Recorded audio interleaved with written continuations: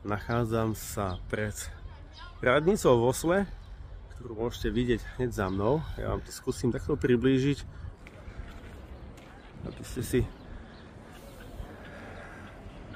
vedeli predstaviť, že sa mi podarilo urobiť aj video z tejto hlavnej strany.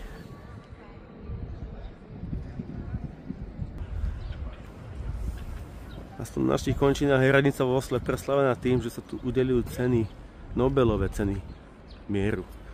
Tie ostatné Nobelové ceny sa udeľujú v Štokholme. Takže určite musíme spomenúť takých slávnych nositeľov Nobelovej ceny za mier, ako je Matka Teresa, Michail Gorbačov, Barack Obama, Organizácia spojených národov a podobne. Takže tieto všetky osobnosti boli na tej radnici a kto vie, kto sa tu dostane tohto roku. Necháme sa prekvapiť. A poďme si ešte pozrieť ďalšie pamiatky mesta. Múzeum Nobelových cien mieru.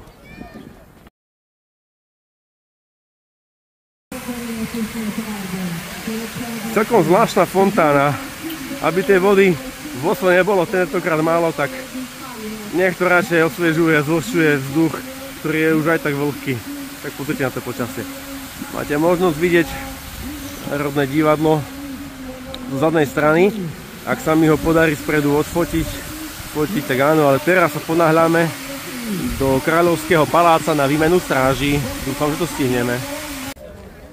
Takže predstavujem vám oficiálnu rezidenciu norskej kráľovskej rodiny.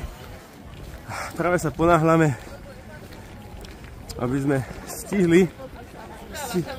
stihli výmenu stráži a správa práve pochoduje hradná stráž. Škoda, že vám tu neprinesiem v krajšom uhle, ale práve pochodujú vojačkovia. Takže všetko sme stihli. Povedz nám niečo múdre k tomuto celému. Prišli sme sa pozrieť na výmenu stráži pred Kráľovským norským palácom. Tak vypadá z dňa. Raz do dňa sa také niečo udeje, že vidíte tu vojačkov, ako si pekne pochodujú. See, now he's waiting on the people to go back.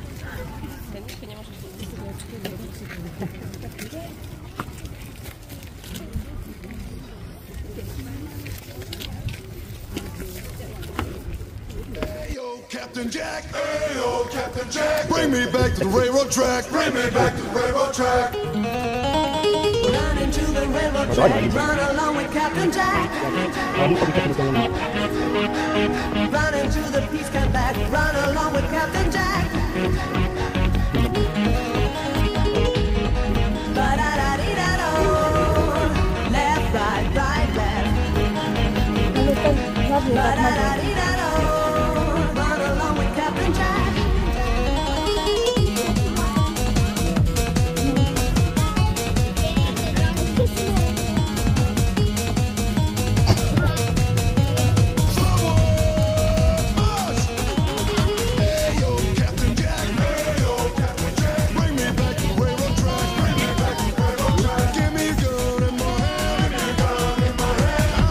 Shooting man, I will be a shooting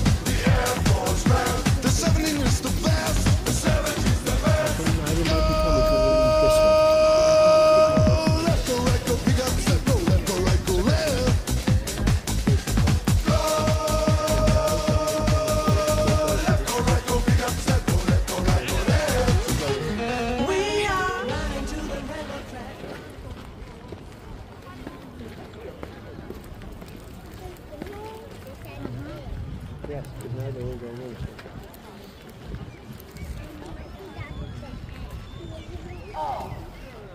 No, they still need to take this one in.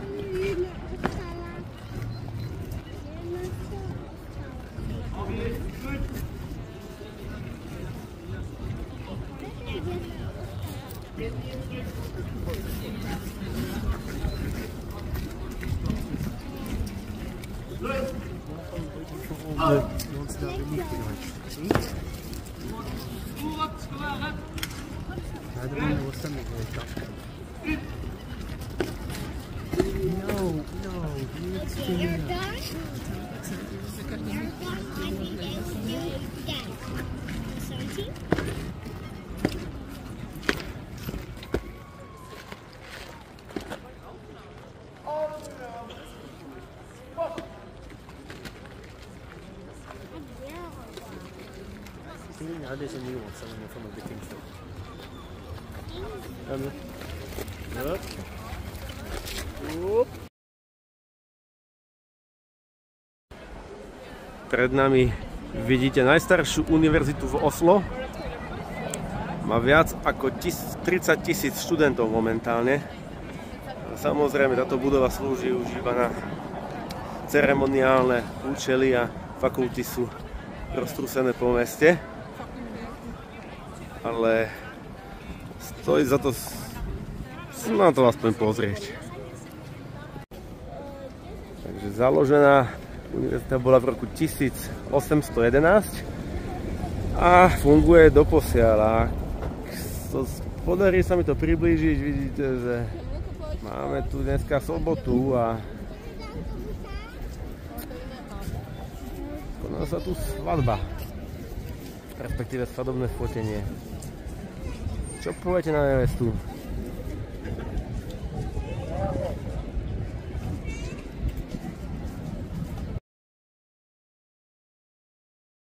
Od Kráľovského paláca, ktorý som pred chvíľkou natočil aj z výmenou stráží, ideme po bulvári Karls Johan Gate, ktorý je vlastne taký najväčší, lemuje tu celé to centrum mesta. Čo chcem tiež priblížiť a čo je ďalšia nezamýšľaná dominanta, je práve tento reklamný pútač Freja s hodinami. Patrí v centru mesta Oslo. Už skoro skoro 100 rokov, ak dobre počítam, myslím, že určite tohto roku bude 100 ročí sa. Inštalovali ju v roku 1925 a za túto celú dobu je stále odkrytá, večer krásne svieti. Zakrytá bola iba raz pre rekonštrukciu iba raz, dvakrát a druhýkrát počas vojny. Takže Freja je jedna výborná značka norských cukroviniek a čokolády. A stojí za to ochutnať, určite. Možno, že sa k tomu aj dostanem, že vám to aj natočím, ako ochutnám túto skvelú čokoládku. Pokračujem po bulvári a vlastne vám chcem ukázať Národné divadlo, ktoré z zadnej strany nevyzeralo tak pekne ako spredu. Pozrite.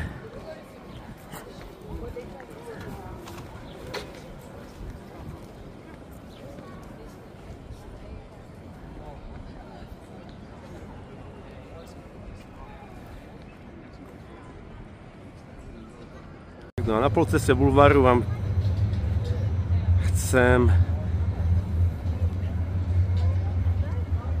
ukázať aj budovu parlamentu. Celkom zaujímavá budova.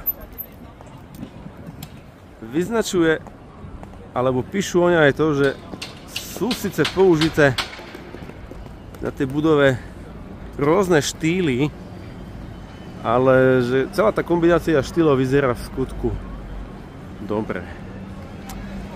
Tak posúďte sami.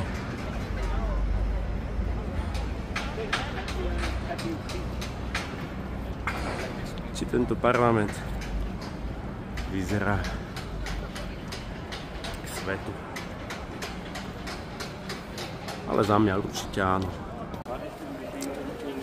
Sme práve v polovici bulváru a spomínané hodiny, o ktorých som vám pred chvíľkou rozprával, sú krásne viditeľné na dosah.